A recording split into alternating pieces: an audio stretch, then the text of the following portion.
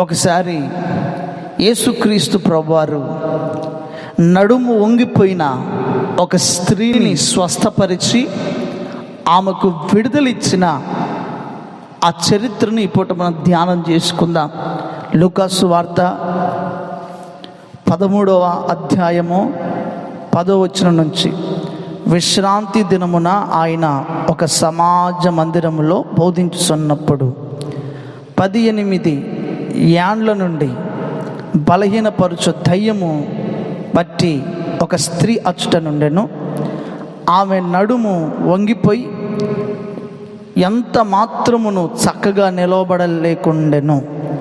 యేసు ఆమెను చూచి రమ్మని పిలిచి, అమ్మా, నీ బలహీనత నుండి విడుదల పొంది ఉన్నావని ఆమెతో చెప్పి ఆమె మీద చేతులుంచగానే ఆమె చక్కగా నిలబడి దేవుణ్ణి మహిమపరిచెను.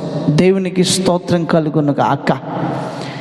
ఈ పూట ఈ వాక్యాన్ని మనం ధ్యానిస్తున్నప్పుడు కొన్ని విషయాలను మనం గమనించాలి. ఆమె 18 ఏండ్ల నుండి 18 సంవత్సరాల నుండి ఆమె భయంకరమైన బలహీనపరుచు దయ్యం చేత పట్టి పీడించబడుతుందని ప్రభు అయిన యేసు క్రీస్తు ప్రభు వారు గుర్తించి ఆమెను పిలిచాడట. దేవునికి స్తోత్రం కలుగునుగాక. ఆమెను పిలిచిన దేవుడు, ఆమెను ముట్టిన దేవుడు, ఆమెకు విడుదలిచ్చిన నజరేయుడైన యేసు ఈ వాక్యం వింటున్న నీకు విడుదల ఇవ్వాలని కోరుతున్నాడు, స్వస్థతని ఇవ్వాలని కోరుతున్నాడు, సమాధానం ఇవ్వాలని కోరుతున్నాడు. ఆయన నువ్వు ఏ బలహీనత చేత ఉన్నావో, మనుషులకు చెప్పుకోలేని పాపపు ఊపిలో ఒకవేళ ఉన్నావేమో, నీ సొంత వారికి చెప్పుకోలేని బలహీనత మధ్య కొన్ని ఏళ్ల నుండి పోరాడుతూ బలహీనుడు అయిపోయి వాక్యం వింటున్నావేమో.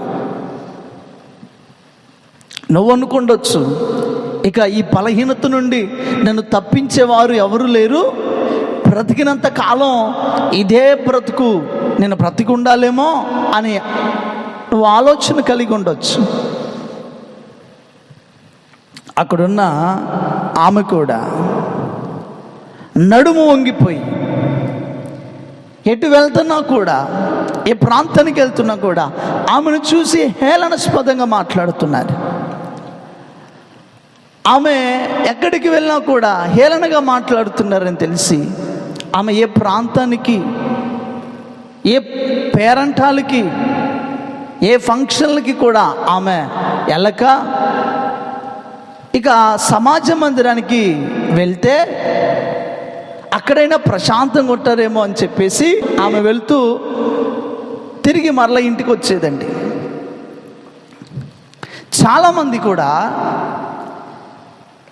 ఆ టైంలో ఆ సమాజ మందిరంలో చాలామంది బోధకులు వచ్చి వాక్యం చెప్పుండొచ్చు, పేరు ప్రఖ్యాతిగాంచిన వాళ్ళు వచ్చి ఆ సమాజ మందిరంలో వాడబడి ఉండొచ్చు. కానీ అక్కడున్న బలహీనత గుర్తించని వారిగా, అక్కడున్న ప్రజల యొక్క కట్లను తెగనరకని వారిగా, ప్రజలకు విడుదలివ్వని వారిగా చాలామంది వచ్చి వాక్యం చెప్పి వెళ్ళిపోయి ఉండొచ్చు. కానీ ఈసారి ఆ సమాజ మందిరంలో అక్కడ అడుగు పెట్టిన వర్తమానికులు ఎవరంటే, మనం ఆరాధిస్తున్న నజరేయుడైన యేసు ఆ సమాజ మందిరంలో అడుగుపెట్టి బోధిస్తూ ఉండగా ఆ బోధను విన్న అనేకులు ఆశ్చర్యపడి ఆయన వైపు తేరి చూచుచుండగా యేసు ఆమెను చూచి, ఆమె ఎవరిని చూచాడమ్మా? ఆయన బలహీనతల మధ్య 18 సంవత్సరాల నుండి నడుము వంగిపోయి దయ్యము చేత పట్టి పీడించబడుతున్న ఆమెను చూచి పిలిచాడు ఆయన.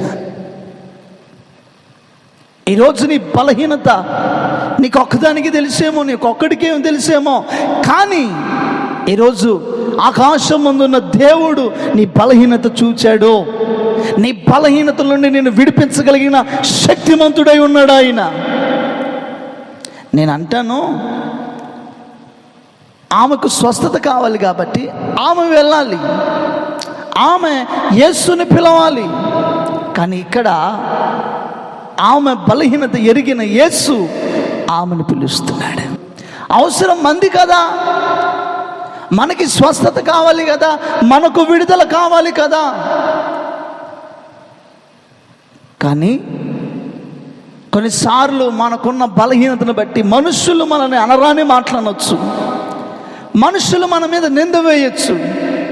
కానీ ఆ నిందను ఘనతగా మార్చగలిగిన దేవుడు ఈరోజు నీతో మాట్లాడుతున్నాడు. నీతో మాట్లాడటమే కాదు, నీకు స్వస్థతనివ్వాలని, నీకు విడుదల ఇవ్వాలని. ఏ బలహీనత మధ్య ఉన్నావో ఆ బలహీనత నుండి నీకు విడుదల ఇవ్వాలని, నీ ద్వారా ఆయన నామం ఘనపరచబడాలని, నిశ్చయముగా ఆయన ప్రణాళికలో నిన్ను నిలవబెట్టిన దేవుడు ఈరోజు నీతో మాట్లాడుతున్నాడు. ఆయన ప్రైజ్ ది లార్డ్. దేవుని బిడ్డలారా, ఆలోచన చేయండి. 18 సంవత్సరాల నుండి నడుము వంగిపోయి ఒక దురాత్మ ఆమెని పరిపాలిస్తుంది. ఏ రోజు కూడా ప్రశాంతత లేదు, ఏ రోజు కూడా నెమ్మది లేదు ఆమెకి.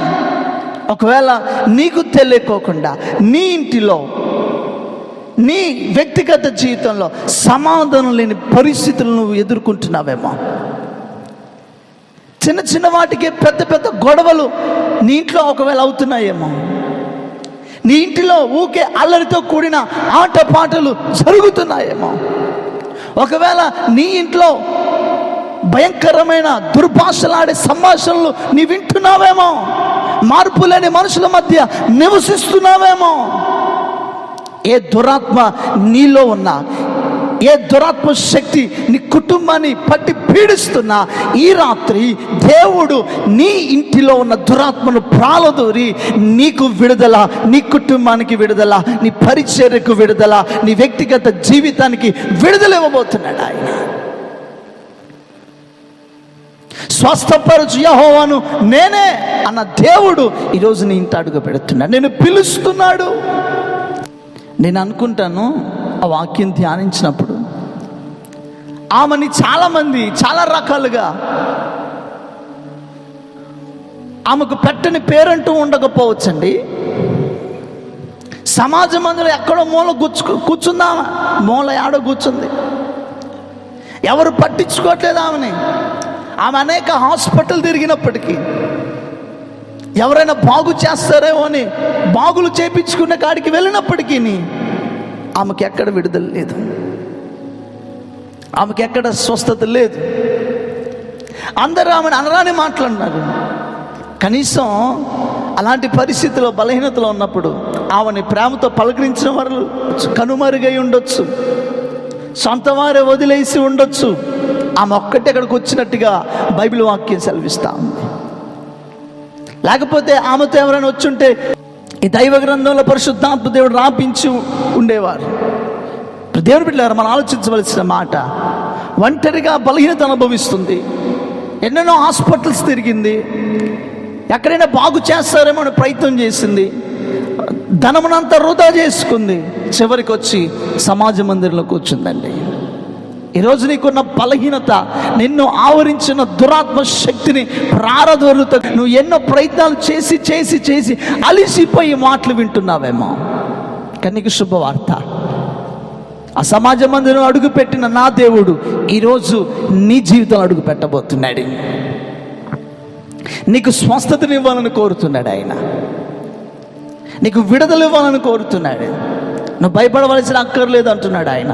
స్వస్థపరచగలిగిన దేవుడు ఈరోజు గాయపడిన హస్తమును నీ వైపు చాపి నిన్ను బలపరుస్తూ, ఏ మనుషులైతే నిన్ను దూషించారో, ఏ వ్యక్తులైతే నీ బలహీనతను చూసి సూటి పోటీ మాటలు అన్నారో, తలదించుకున్న పరిస్థితుల్లో వచ్చి ఉండొచ్చు, కానీ నీ తల ఎత్తువాడు ఈరోజు నీకు తోడై ఉన్నవాడు. Praise the lord. 18 సంవత్సరాల నుండి ఆమె బాధపడుతున్న బలహీనతను చూచిన వాడు, నీకున్న రోగమును, నీకున్న బలహీనతను, నీకున్న శ్రమను, నీకున్న పోరాటమును చూచి నీ యొద్దకు వచ్చి నిన్ను పిలుస్తున్నాడు ఆయన. ఆమెను చూచి, మన దేవుడు ఎంత గొప్పవాడండి, ఎంత కనికర స్వరూపుడు, ప్రేమ కలిగిన దేవుడు. ఆమె నడుము వంగిపోయి ఎంత మాత్రము చక్కగా నిలబడలేకపోయింది. ఆమె నిలబడలేకపోయిందండి.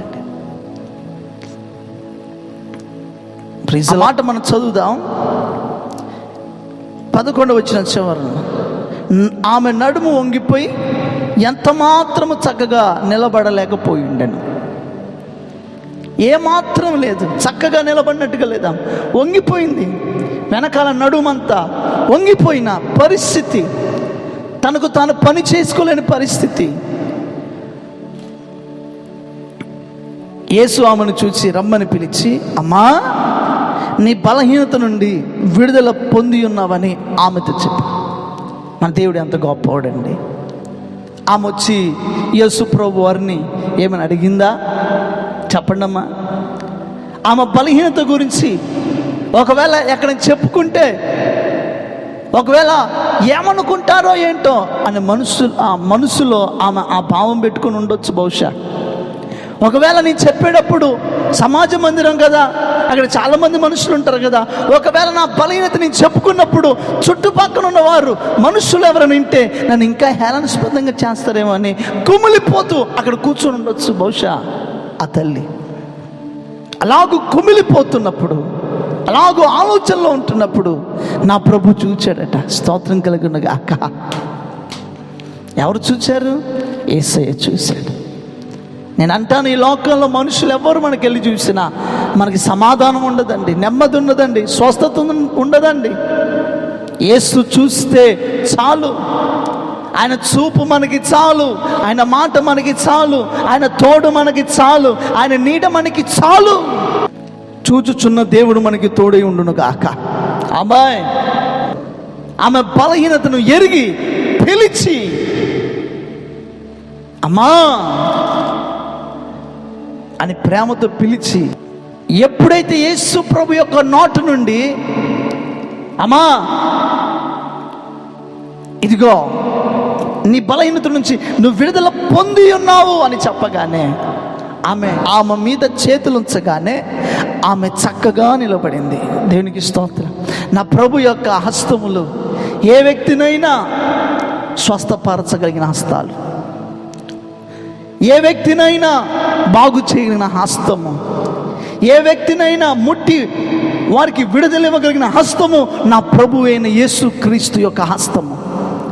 ఆమె మీద చేతులుంచగానే ఆమె నడుము తిన్నగా నిలబడింది. ఆమె వంగిపోయి ఉన్న 18 సంవత్సరాల వరకు అలాను నేలను చూసిన ఆమె ఎప్పుడైతే యేసు ప్రభు ఆమె మీద చేతులుంచారో ఆమె తిన్నగా, ఆమె నడుము తిన్నగా అయ్యి ఆ బలహీనతను కలగజేసిన దురాత్మ నుండి పారిపోయి ఆమెకు విడుదల కలిగి యేసుని చూసింది. ఎన్ని నాలుగా ఆమె కాళ్ళను నేలను చూసిన ఆమె చేతులు ఉంచగానే ఆమె యేసుని చూచింది. Praise the Lord. ఈరోజు ఆయన కరుణ కటాక్షము కలిగిన దేవుడై, కరుణ వాత్సల్యము చూపించగలిగిన ప్రేమ కలిగిన దేవుడై నీ పైన గాయపడిన హస్తాన్ని ఈ పూట ఆయన చాపుతున్నాడు. చాపి నీకు స్వస్థతనిస్తున్నాడు, నీకు విడుదలనిస్తున్నాడు, నీకు సమాధానం ఇస్తున్నాడు యేసు నామములో. ఆమేన్. ఆమె తిన్నగా నిలబడిందండి. ఆమె దేవుణ్ణి మహిమపరిచిందండి. నా దేవుడు గొప్ప కార్యాలు చేయగలవాడు. నీ బలహీనతను ఎన్ని సంవత్సరాలను నేను వెంబడించి ఉండొచ్చేమో, బహుశా కొన్ని కారణాల చేత లైంగిక బలహీనతలు నీలో పనిచేయి ఉండొచ్చు, శరీర బలహీనతలు నీలో ఉండొచ్చు, ఒకవేళ అవి దయ్యపు కార్యాలు కావచ్చు, దురాత్మ తీసుకొచ్చిన బంధకాలు కావచ్చు. కానీ ఈ పూట ఇదిగో సమాజ మందిరంలో అడుగుపెట్టి ఆమెను పిలిచిన దేవుడు నిన్ను పిలుస్తున్నాడు. ఎందుకు? నీకు సమాధానం ఇచ్చి, నీకు స్వస్థతనిచ్చి, నిన్ను నిలబెట్టడానికి. ఆమేన్. ఆమె దేవుణ్ణి మహిమపరిచింది. దేవుని బిడ్డలారా, ఈరోజు వాక్యం వింటున్న నీ జీవితంలో నీవు దేవుణ్ణి మహిమపరిచే రోజులు రాబోతున్నాయి. ఈ వాక్యం అయిపోయిన వెంటనే నీలో ఉన్న ఆ దురాత్మ, అంధకార, చీకటి, చల్లంగి శక్తుల నుంచి నా ప్రభు నీకు విడుదలిచ్చునుగాక. నువ్వు దేవుణ్ణి స్తుతించుదువుగాక, నువ్వు దేవుణ్ణి మహిమపరుచుదువుగాక. Praise lord. ఆమెను చూసి అక్కడున్న వారందరూ కూడా విభ్రాంతి నొందారు. అక్కడున్న వారందరూ కూడా ఆశ్చర్యపడ్డారు. మొన్నటిదాకా వంగి నడిచిన ఈమె, అక్కడికి ఇక్కడికి తిరిగి అలసిపోయిన ఈమె యేసు ప్రభు చేతులు ఉంచగా బాగయింది. ఎంత ఆశ్చర్యకరుడో ప్రభు అని ప్రతి ఒక్కరు విభ్రాంతి నొందారు. ఆయన నీ ముందుకు వచ్చి నిలబడ్డాడు. ఈ పూట గాయపడిన హస్తాన్ని నీ వైపు చాపుతున్నాడు. ఈ పూట నువ్వు ఎక్కడ బలహీనురాలుగా ఉన్నావో, ఏ స్థితిలో బలహీనురాలుగా ఉన్నావో, ఆయన అక్కడ నిన్ను ముట్టి నీకు విడుదలిచ్చి స్వస్థతనిచ్చి దురాత్మ శక్తుల నుంచి నీకు సంపూర్ణమైన స్వస్థత, విడుదల అనుగ్రహించి సమాధానం పరిచి నిన్ను నిలవబెట్టబోతున్నాడు. ఆయన నిశ్చయముగా చెప్పగలుగుతాను, నిన్ను స్వస్థపరచగలిగిన వారు ఈ లోకంలో ఎవరు ఉండకపోవచ్చు, కానీ ఇదిగో ఒక్కరున్నారు. ఆయన నజరేయుడైన యేసు. ఆయన నిన్ను పిలుస్తుండగా, ఆయన ఎత్తుకొస్తే, ఆయన నీ వైపు చూచి నీ అందు జాలిపడి ఆయన కరుణ కలిగిన హస్తము నీ వైపు చాపి నిన్ను ముట్టి నీకు విడుదలిచ్చి నిన్ను బాగు చేయగలిగిన దేవుడు ఈరోజు ప్రకటించబడుతుండగా నీ ఉన్న చోటుని మోకరిల్లి ప్రార్థించు. ప్రభా, నాకు విడుదలివ్వు నాయన, నాకు స్వస్థతనివ్వు నాయన. స్వస్థత కొరకు ఎదురు చూస్తున్నాను. ఈ బలహీనత నుంచి ఎన్ని సంవత్సరాలు, ఇంకెన్ని రోజులని బాధపడాలి, నాకు విడుదలిస్తావా అని నువ్వు ఉన్న పాటన మోకరిల్లి ఆయన వైపు చేతి నుంచి ప్రార్థించగా, ఇదిగో నా దేవుడు ఆకాశం నుండి దిగివచ్చి ఆయన కరుణగలిగిన హస్తం నీ వైపు చాపి నిన్ను ముట్టి బాగు స్వస్థతనివ్వగలిగిన దేవుడు నీ నోట సంతోషకరమైన నవ్వుని, సాక్ష్యాన్ని అని అనుగ్రహించునుగాక. అందుకే ఈ వాక్యం వినిపిస్తున్నాడు. అందుకే నువ్వు ఎంత పనిలో ఉన్నా కూడా, ఎక్కడున్నా కూడా ఈ వాక్యం వినటానికి గల కారణం ఒకటే, నీతో ఆయన మాట్లాడాలనుకున్నాడు, నేను బలపరచాలనుకున్నాడు, నీకు విడుదల ఇవ్వాలనుకున్నాడు, నేను అభిషేకించి వాడుకోవాలనుకున్నాడు. అందుకే ఈ పూట ఈ వాక్యాన్ని వింటున్నావు. నువ్వు బలహీనురాలుగా ఉంటే మోకరిల్లు, మీ కొరకు చిన్న ప్రార్థన చేస్తాను. పరిశుద్ధుడ, ప్రేమ కలిగిన తండ్రి, నామానికి స్తోత్రాలు. ఈ పూట మేము బలహీనులమని ఎవరైతే నాయన గుర్తించారో వారందరి విషయంలో నాయన గొప్ప కార్యాలు జరుగునుగాక. నీవు స్వస్థపరచగలిగిన దేవుడు అని, నీకు అసాధ్యమైంది ఏది లేదని ప్రజలు గుర్తించి ఉన్నారు. వారందరిపైన నీ కృప దిగి వచ్చునుగా, కృప కలిగిన నీ హస్తము వారి మీద చాపబడునుగాక. అద్భుతం చేయి ప్రభు, ఆశ్చర్యకార్యాలు జరిగించయ్యా. నీ బిడ్డల ఆవేదన ఎరిగి ఈ పూట నీ వారిని పిలిచిన రీతిని బట్టి స్తోత్రాలు. వారికి ఉన్న ప్రతి బలహీనత నుంచి విడుదల కలగ చేసి నీ సాక్షిగా నిలబెట్టండి. తిన్నగా వారు నడిచినట్లుగా, తిన్నగా ఆ యొక్క బలహీనత నుంచి వారికి విడుదల కలుగునట్లుగా, నిలవబడి నీ సన్నిధిలో సాక్ష్యము చెప్పినట్లుగా అద్భుతం చేయమని, మహిమతో నింపమని యేసుక్రీస్తు నామములో అడిగి వేడుకొని పొందుకొని ఉన్నాము తండ్రి. ఆమేన్.